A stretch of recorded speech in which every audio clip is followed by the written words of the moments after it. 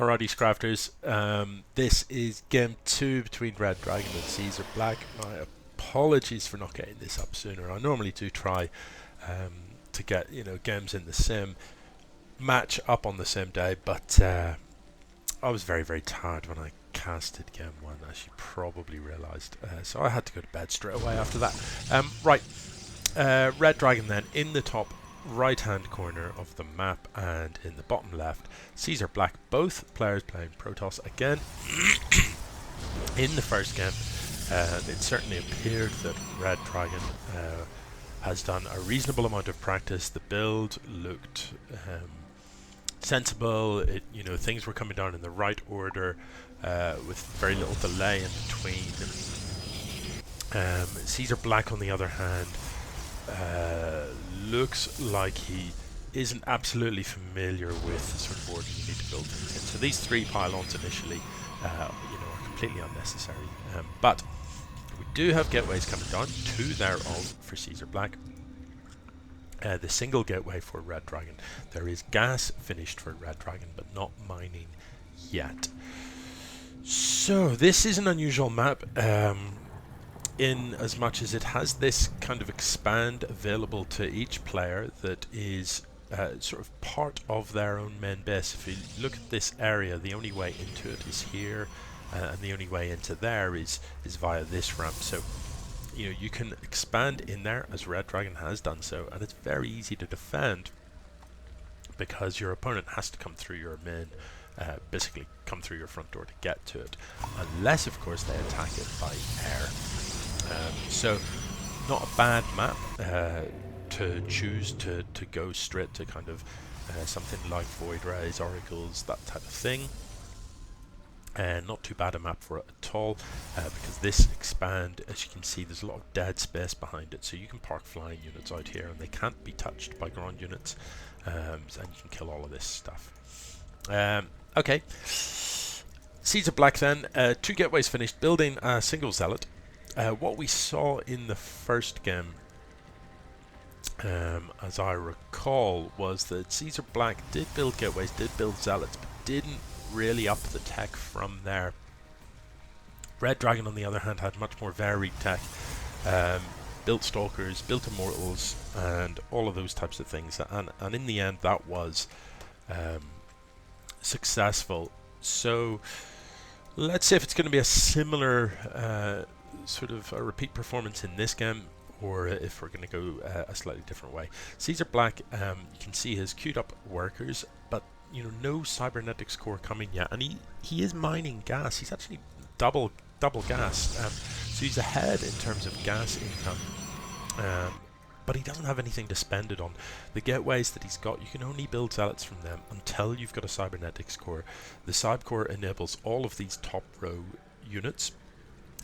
These units then, you need some extra buildings as well. To get to these, to Templars you need Templar Archives, but before you can build Templar Archives you need a Twilight Council.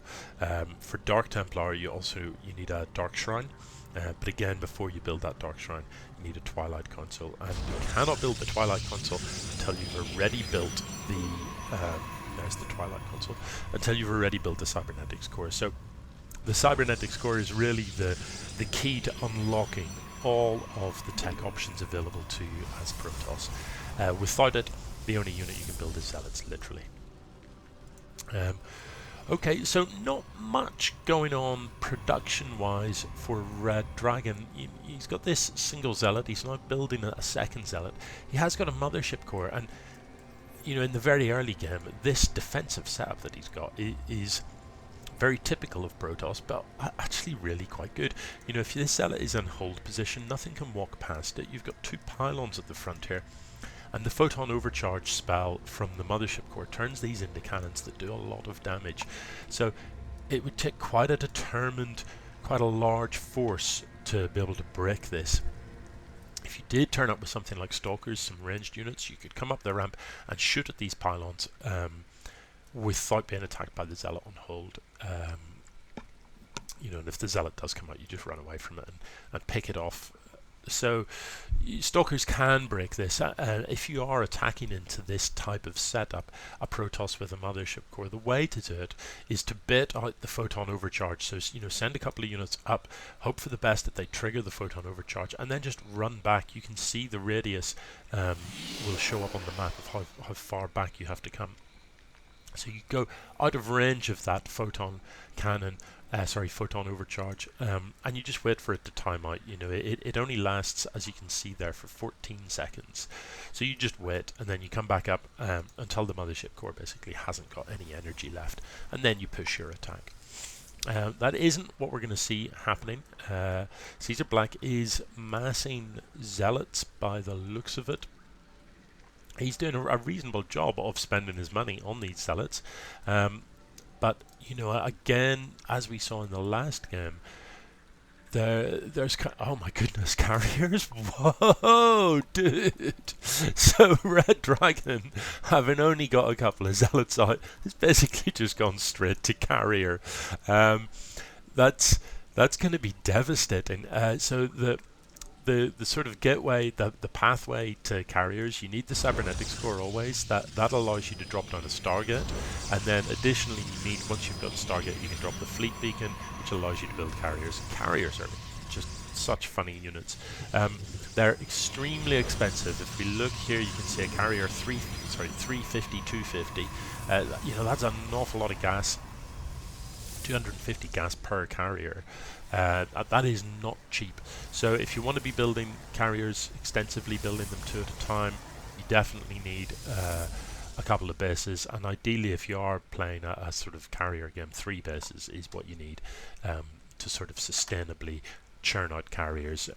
So a fairly common way to play a carrier game, you would have 4 Stargates, 3 bases, 3 fully mining bases, and 4 Stargates constantly chunking out the carriers.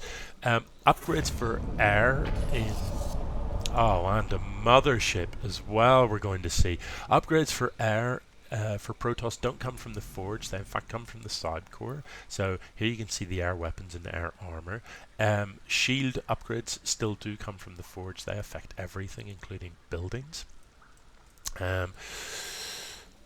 The other thing you need to do if you're building carriers is this upgrade. The Graviton Catapult makes the carriers launch interceptors more quickly.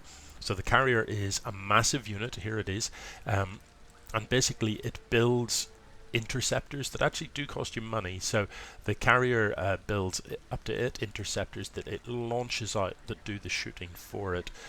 The bonus with that is once you've got a single carrier on its own really isn't up to much. They do damage pretty slowly, but if you've got a whole shock of them, if you've got 5 or 6 carriers, the sheer number of interceptors in the air has sort of 2 effects. It means that they do damage alarmingly quickly. Their DPS is second only to Stim Marines, and the second bonus of that is they fly about in a sort of figure 8 pattern. It confuses the AI. So if your units are here and these carriers are here, the range of them is phenomenal. The interceptors will come out and be shooting your units. There's no way that your units can be shooting the carriers. So they can pick off the interceptors, but that doesn't really matter. That doesn't fix the problem.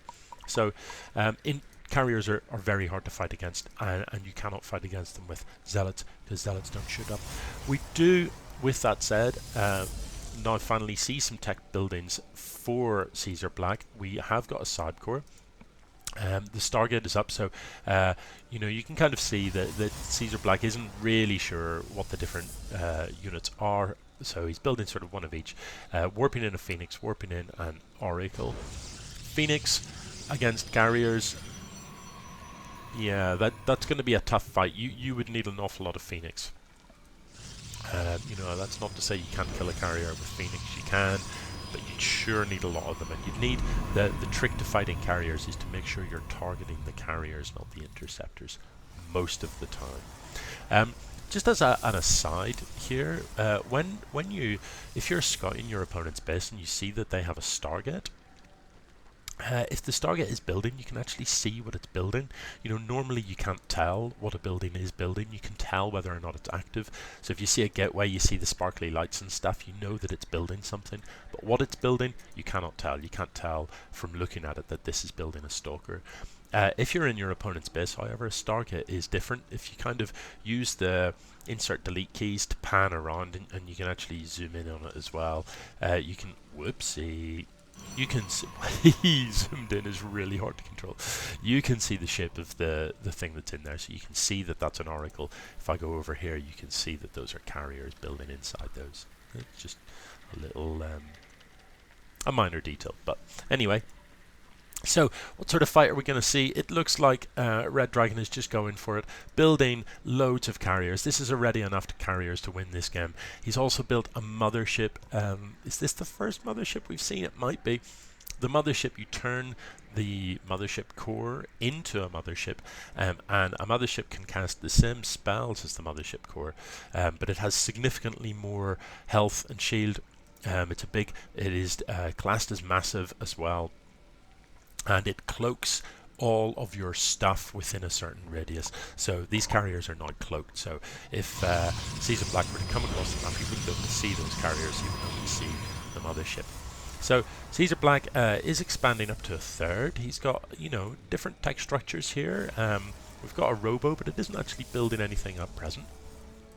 RedDragon, you've got a large amount of minerals in the bank, and that does tend to happen if you're trying to mass carriers, because they just cost so much gas that it's hard to keep up mineral wise. But it is worth pointing out, look, you've got 3 carriers that are simply queued, not building. That's 750 gas that you've got in a queue. You know, why not just build 2 more Stargates if that's the case, so that you can then build carriers 5 at a time. Yeah, so a common thing to do when going for a sort of carrier build, you know, what do you do with all these minerals? One potential answer is to just turn them into gateways. So many gateways. Just all the gateways. It's also important to remember carriers cost about 6 supply each, so you kind of need a pylon for every carrier. So, you know, a common problem with the carrier build is people supply block themselves. So build plenty of pylons, build plenty of gateways, and let this money ramp up. What you'll find is if you go into battle, in the event that your opponent has stuff that is good against carriers, they could win the battle, but you will probably trade pretty efficiently. So you'll find you might lose all your carriers, but you'll have done substantial damage to your opponent in the process. So, you know, picture the scene. You hit 200 supply, you've got all these carriers, you've got huge amounts of minerals in the bank, but no gas, because that's the nature of your build. There's a big engagement in the middle of the map. The 2 armies annihilate each other to some extent, and you find that you've got no carriers left. Well, what do? If you've been conscientiously just building gateways, so that you've got perhaps 20 or so gateways, you turn this stash of minerals into charge zealots. And trust me on this, most of the units that are very, very good against carriers are not so good against charge zealots. People against carriers tend to build things like Tempests, flying units that do extra damage against massive.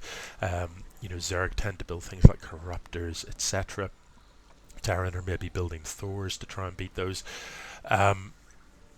Yeah, the last thing they want to see is literally 40 charge zealots turn up in their base when they've just had an engagement with all those carriers. So if you turn those minerals into huge numbers of gateways, it means that if you lose the carriers, you can instantly resupply. You can, you know, rebuild an army more quickly than your opponent can. Okay, what's going to happen here? The army supply is actually in favor of CeasarBlack. You know, let's not take away from CeasarBlack. He's done a pretty good job of expanding, mining, and turning minerals into army.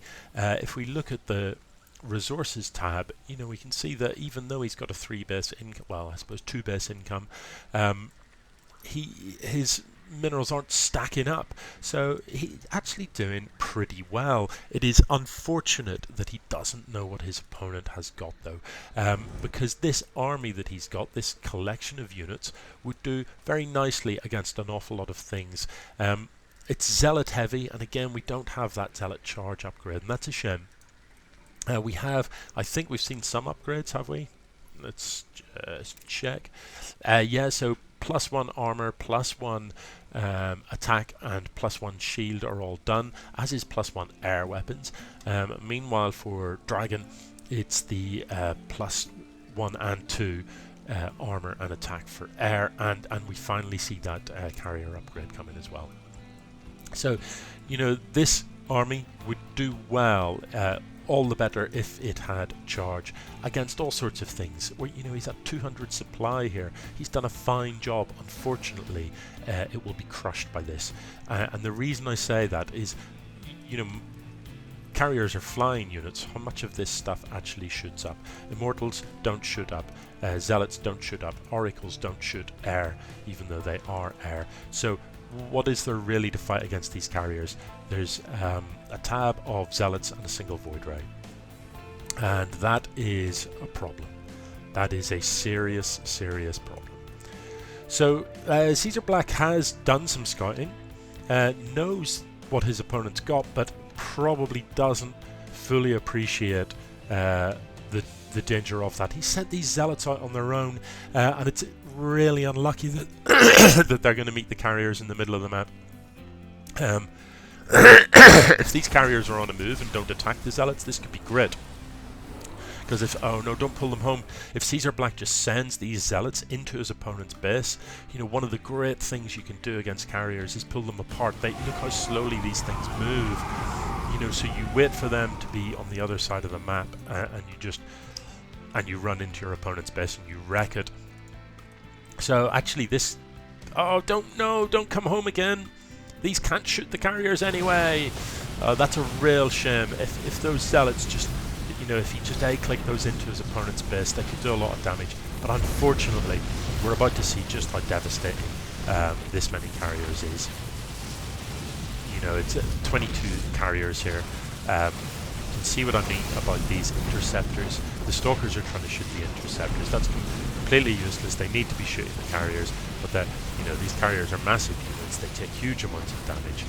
And this is just going to mop everything up here. You can see the enormous range that they have, and just how quickly they just focus things down. Look how quickly this Nexus falls. It is all over, and he is finally doing the right thing. You know, his Zealots are up in his opponent's base. What you try and do in these sorts of exchanges, where there's the potential for a base trade, where your army is, oh, he's going home. He's going home to defend. So use the recall spell from the mothership to take all of his carriers home to defend his base. And that's probably sensible. I mean, I think I'd have been inclined to leave a couple of carriers just to finish the job over here. And just send the mothership home. You know, you're fighting Zealots, they can't shoot up, so you didn't really need to bring all of these carriers. 5 or 6 would have cleaned this up very, very quickly anyway. So it is all over. We've seen a fleet of carriers. GG indeed. CeasarBlack, you know, you had a pretty good army at the end there. It just wasn't a good army against carriers. What should you build then against carriers? If you are a Protoss, you should be building Tempests against carriers. Tempests do bonus damage against flying massive. So, you know, a small group of Tempests can one-shot a carrier. They do need told what to do, though. You know, you have to make sure they're focusing on the carriers, not the interceptors. Other options are Archons, if you want to stay ground-based. Archons can be built by merging 2 Templars or 2 Dark Templars together. Better to merge Templars, they're slightly cheaper. And Archons do splash damage. They do splash damage to the air, and they have a very large amount of shield as well, so they're quite tough units. If you've got a ball of Archons, you know, and you do need quite a lot of them, 7 or 8 Archons on the ground, then when the carriers attack them, and you know, we saw a minute ago, let me just rewind a bit, here I'll do, we saw what these balls of interceptors look like. If you've got a sort of whole bunch of Archons on the ground, because they do splash damage in the air, they can literally just annihilate all of the interceptors in sort of one volley. And that means these carriers become paperweights, because without the interceptors, carriers can't shoot. So while they're trying to rebuild their interceptors, you can move your Archons underneath them and polish them off. So Archons can be fiendishly effective against them as well. If you are a Zerg, then, well, to be honest, no matter what you're playing, the key defense against 200 supply of carriers is don't let your opponent get to that point. You know, if that's their plan to go mass carrier, well then in the early game they're not likely to have anything at all. And indeed in this game we saw that, didn't we?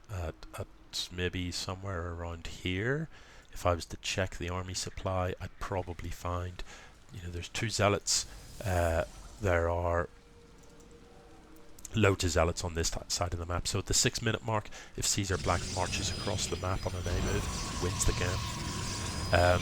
But that's, you know, easy for me to say when I can see what both players are doing, but it just highlights the importance of knowing what your opponent is up to. No matter what race you're playing, that's a surefire win against somebody rushing to carriers. Attack them before they've got any. If, however, it goes past that point and you know they've got some carriers, what should you do? As a Zerg, you should be building infestors so that you can use the fungal spell and the mind control spell, the neural parasite spell, on those carriers.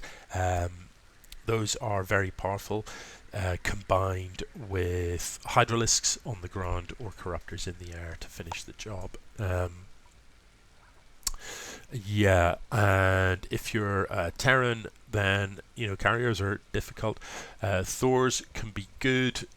Ravens can be very good with the Seeker missiles, because carriers do tend to hang about in a clump, and Seeker missiles doing splash damage. If you can get the Seeker missiles off, then they can do very well. Thors can do quite well because they do splash damage in the air, and they have a firing mode that means that they do a huge amount of damage output to single targets. So if you change the firing mode of your Thors, they can a handful of Thors can one-shot carriers pretty quickly. If you're using Stim Marines, you've got to be careful. The trick to killing carriers, if you do have Marines, is to get the Marines directly under the carriers and make sure you're right-clicking on the carriers. So typically what you would do is, at the start of the engagement, you would hit the Stim button and run your Marines, not attack move, run them underneath the carriers, and once they're underneath the carriers, then start right-clicking on the carriers to make sure that's what your Marines are shooting. Yeah, so carriers, you know, they're not invincible, but they are very, you know, a 200 supply carrier army is pretty devastating. Okay. Yeah, man. Yeah, look at this. Could have won the game here. Could have, I'm pretty sure. Active forces, yeah, way ahead. Miles ahead. Absolutely miles ahead. But, as I say, easy in retrospect if you know that. GG!